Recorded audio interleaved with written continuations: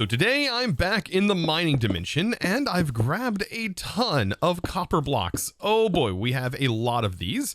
And this is all coming from our digital miner that is over there. So what I want to do is I want to go ahead and place a bunch of these, and I can do this all with the building gadgets just like so. You can see getting all of this put together, and I am able to then go in here and just auto smelt this with my pickaxe. And this turns it immediately into blocks. Look at that. Now the goal for today is to build. I want to build a little bit more and start to sort of round out this top section of the base. And to be able to do that, I'm going to need quite a bit of copper because this is going to be a pretty big part of this whole base design, as I really want to go with this sort of decrepit sort of factory. So a factory that was once fantastic, but now is sort of fallen apart and is all grown up. Now for this project, I am going to need a ton of wood, a ton of leaves, all kinds of different things. And so I would like to introduce you to my camera account and, well, cue the time lapse.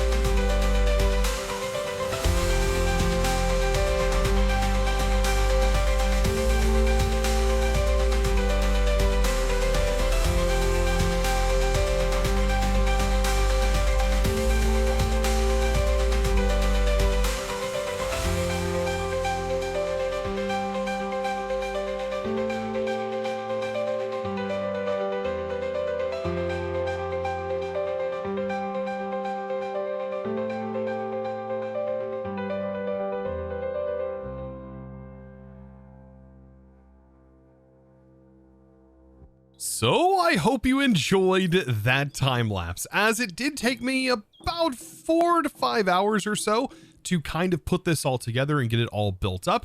Of course, that was a lot of me jabbering over on the Discord, so definitely check out the Discord, discord.gg/ChosenArchitect, where I did live stream this all on there while also hanging out and chatting. So like I said, definitely be sure to check that out if that's something you're interested in. But we still have a lot left to do in today's episode. For one, the giant thing that is hanging down the middle of this build. This is the thing that's going to be kind of important, right? Because this is supposed to represent a 7x7 max size controller, which is going to be for our applied logistics system. And so the idea behind this is that we are going to essentially have a tree that is kind of holding the controller down the center. But starting off with this, right, it's going to be kind of expensive. So we might end up with a smaller one, but keep in mind that this is supposed to essentially represent how big that is going to be. I'd always like to think of the applied energistics controller as kind of this central hub of just everything.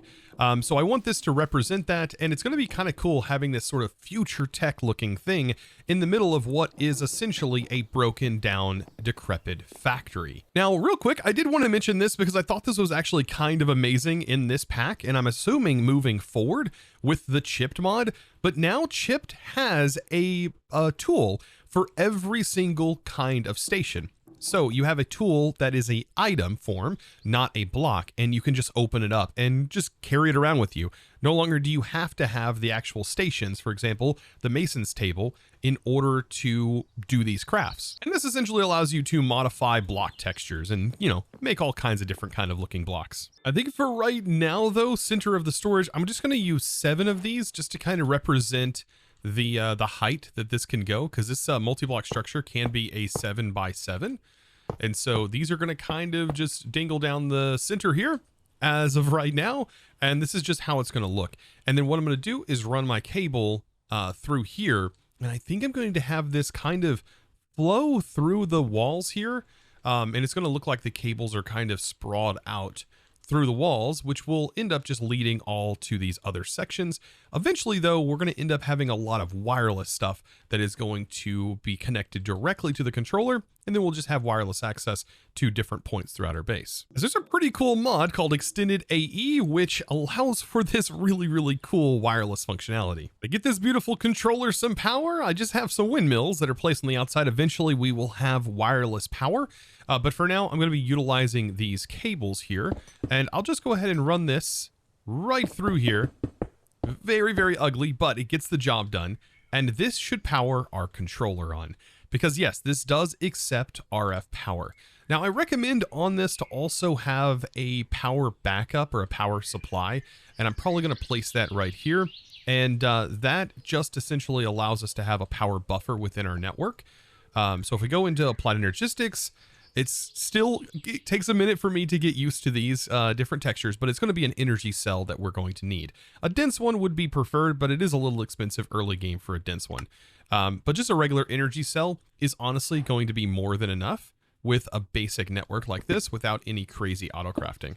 So we put that there, and that is just going to store, like I said, a buffer of power. It's going to make sure that you don't end up with blackouts that could happen in your network. So now, in my opinion, it's the fun part. I'm going to be switching my storage here, which is all in these containers, right? And I want to switch it into storage disks. And I'm hoping that it's going to help with kind of a bug that I've been experiencing with the controller, and also experiencing it while connected to sophisticated storage as well. This might be something that's fixed in the future, but for example, if I go bricks, right, and I want to make some bricks, and I do this, if I shift click them out of here, it doesn't actually refill the bricks, unfortunately. And I'm hoping that that is an issue that's contained within the storage controller itself. And so by migrating my storage over, we should be looking pretty good. So I'm going to actually break through right here, and I'm going to run the cable straight through this section right here. Now, something that'll help with this is actually a mod that is called Shrink. So let's grab the Shrink. It's actually a pretty darn cool mod, and I definitely recommend making it if you haven't made one already. And it allows you to shrink yourself very tiny. It can be charged just inside here, and I believe has a keybind and stuff, but the main thing we want to do is we just want to open up the GUI, and we want to make ourselves smaller. So how much smaller can we make ourselves? Well, I guess this size. And let's also see, let's make sure that we have enough power to do this. I don't know how much it takes to do a shrink operation, but we shift right click with it, and we are now very tiny. Oh no. Okay, so yeah, we definitely don't want to be that size. So let's get it to, I don't know. I typically like the 1.5, but it is interesting that it is now stuck at 2.6. There we go. Now we can drop it down correctly. Perfect. Drop it here. Yeah, we'll set it to 0.5. I don't think I want to take myself all the way down, but 0.5 should be a reasonable height.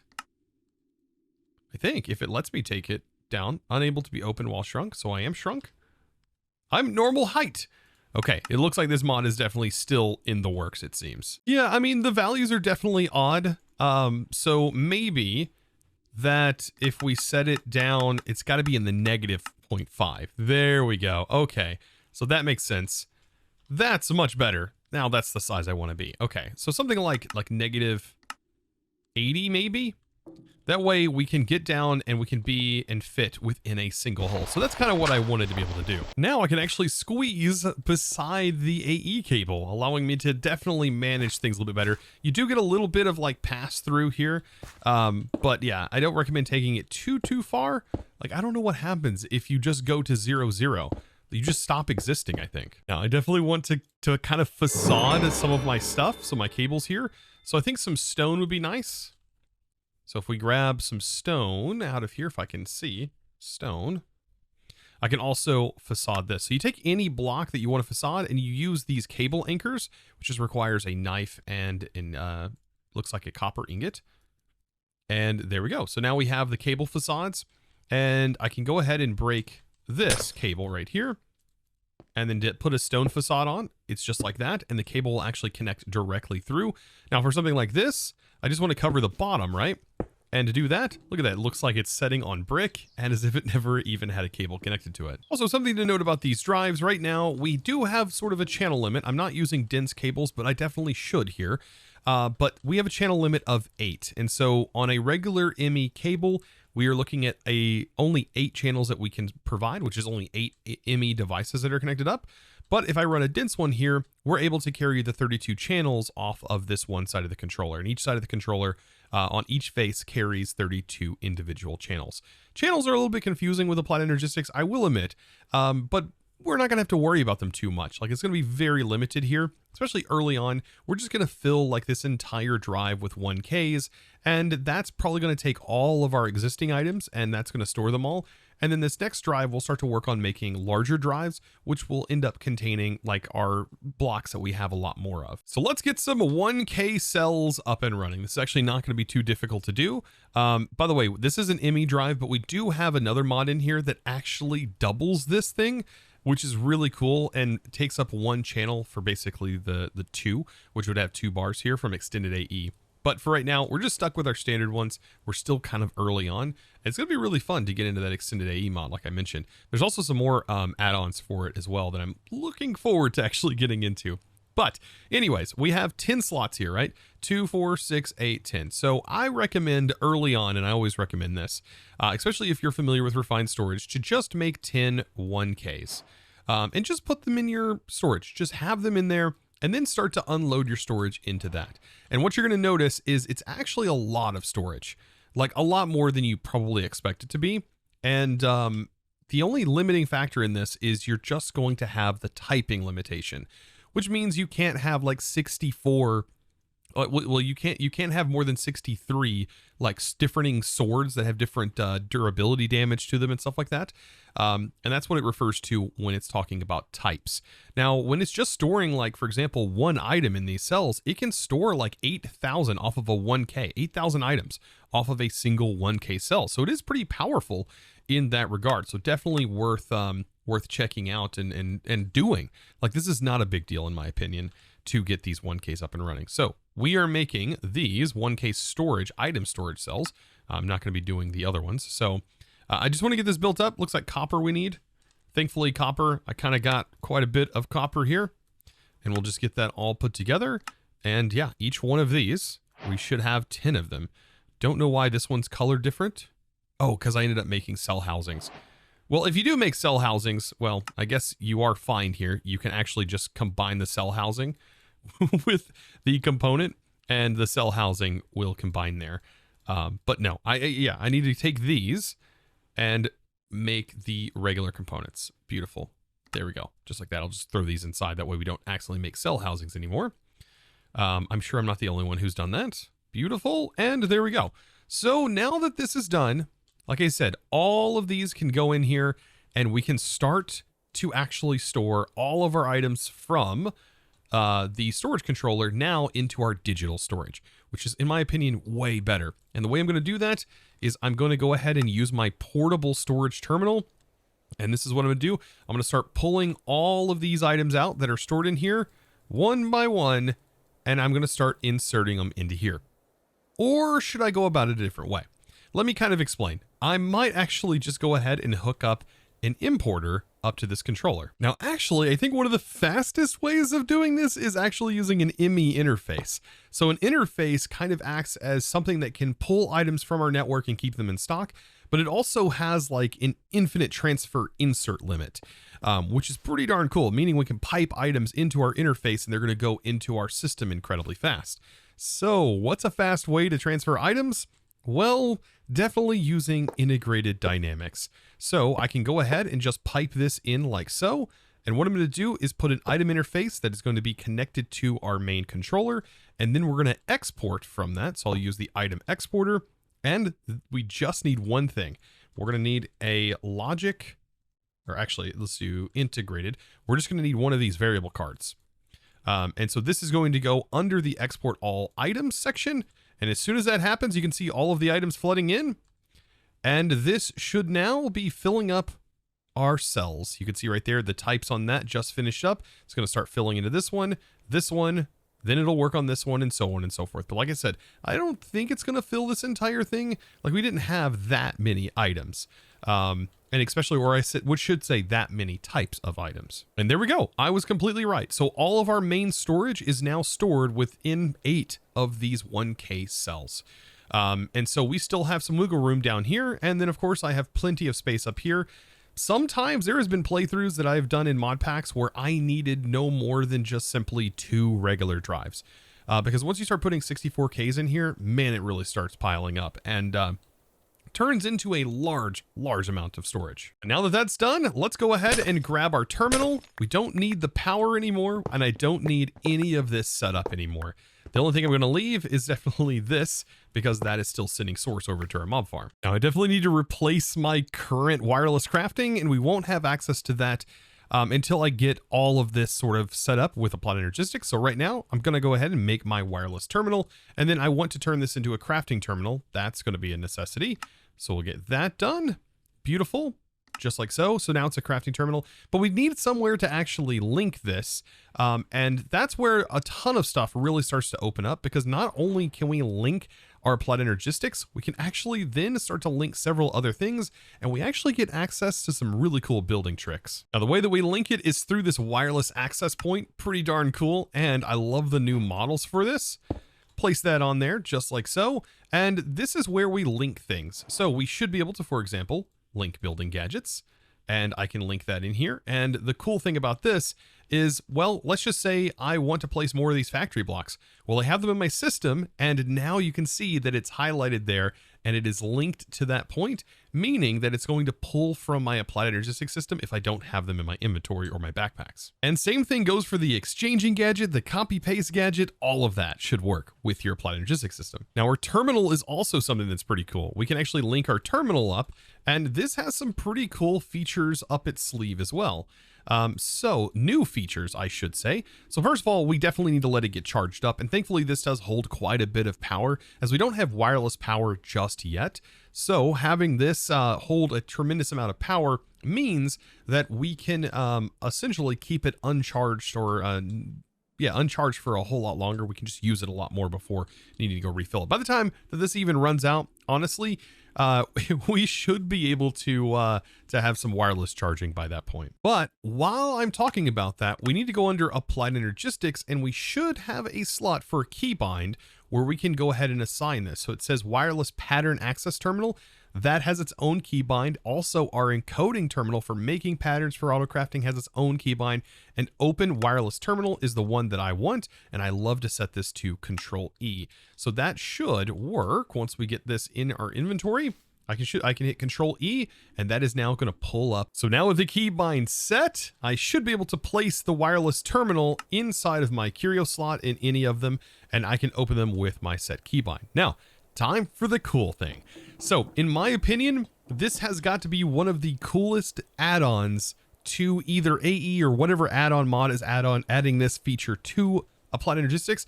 But once you have a terminal, you have a couple of new slots. So we have a trash slot, which allows you to trash things. So whatever you put in here, whenever you close it out, it will end up getting trashed.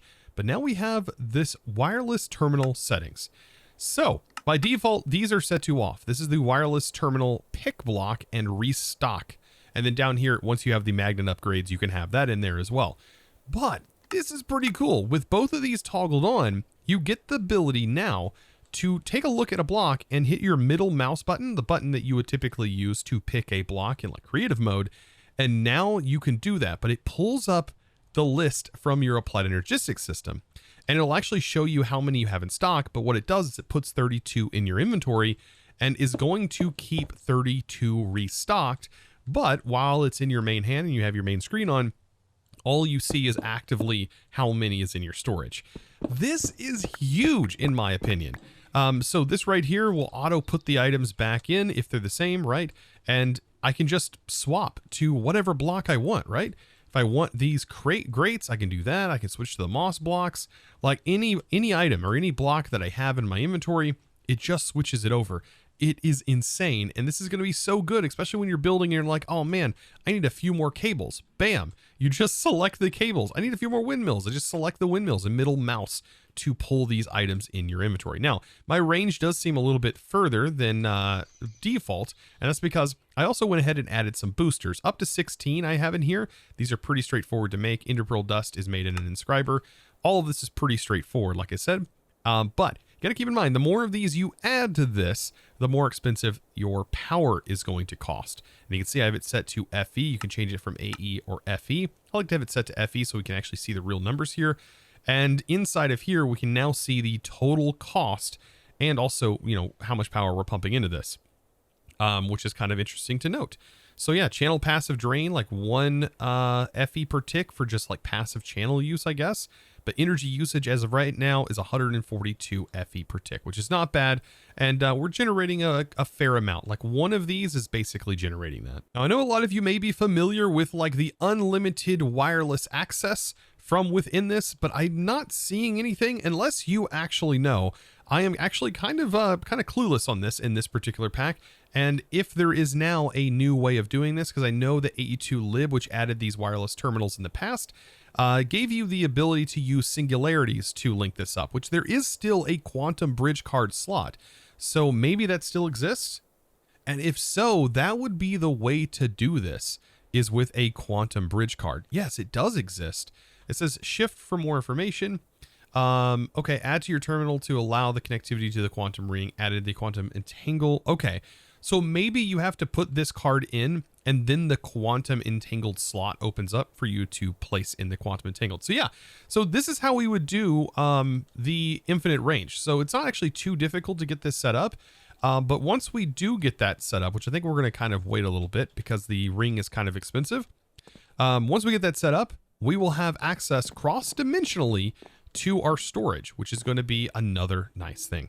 That we'll be able to access it from anywhere. We won't have to worry about those range upgrades anymore. It's always kind of funny when I'm like, I don't know what to do. And then I just casually look through JEI while just, you know, chatting with you guys. And I find the solution. Good. I'm glad the quantum's still in here. So now, I don't know. I think today turned out pretty good. We got ourselves wireless applied energistics. We got the base sort of started. All of these other buildings are definitely going to fall into this same style as well. And it's going to be very, very cool. We're going to have a lot of room for different things. That big building that's behind me, that's of course got tons of space. So does this one over here. And we have plenty of room to dive into all kinds of different mods. But Applied Energistics is going to be a primary focus for at least the next couple of episodes, because this is actually what's going to allow us to do all of the automation for tons of different things.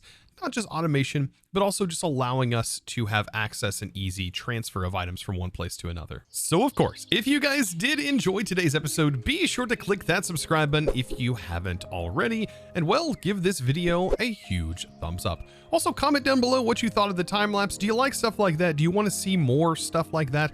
If so, like I said, leave a comment down below letting me know how much you liked it. And of course, guys, it's now time to thank the amazing supporter of today's episode. And that amazing thanks is going to go out to Jadani. I think I said that right. Thank you so much for your amazing support and choosing to support me over on the Discord by becoming a Discord premium member and supporting in, of course, one of the best ways possible. You absolute beast. I thank you all so very much. And I, of course, will see you in the next one. And as always, thanks for watching. Bye!